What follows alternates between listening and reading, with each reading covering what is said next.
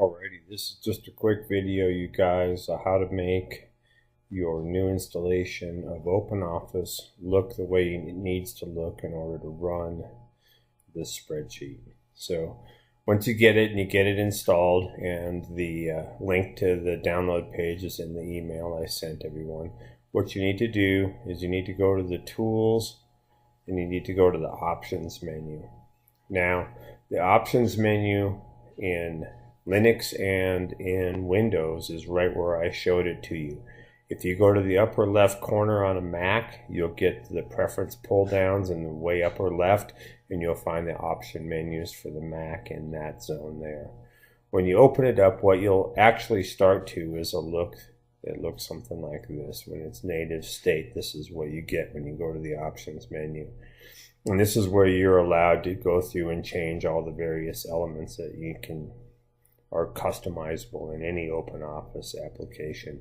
The one you need to key in on, and actually after you see this, hit the pause button and go do it so you can follow along, is security, and you want to click in particular on macro security, and you want to set the security levels at low.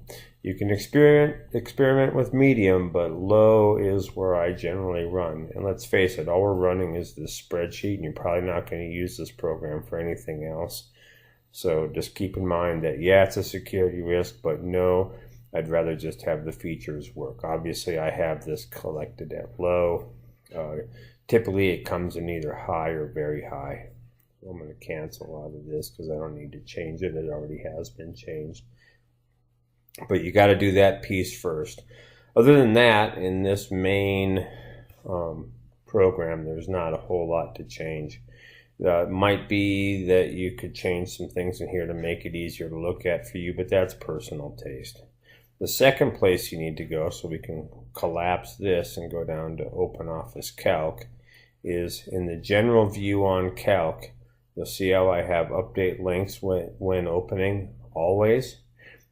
If you put it at always, you get the features that make the spreadsheet powerful. In other words, you allow the spreadsheet to do a lot of your data input without you having to interpret it at all. And that's a really handy feature. You'll either get on request is never for the default.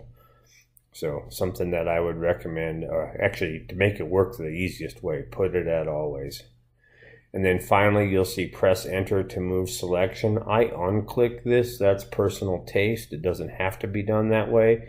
But I find that when I'm constantly messing with formulas, I like to hit the enter and actually have the little cell show me what I just put in and be able to go right back into edit mode if need be. Short of that, there's a few other things that you can have a look at here. I generally turn grid lines off because I just find them annoying to see show up. And right here you see synchronize sheets. We'll just click that to off. And what this allows is for your zoom level to be different on different sheets in the spreadsheet. So maybe one sheet you're really highly zoomed in, but another spreadsheet you need to be zoomed out.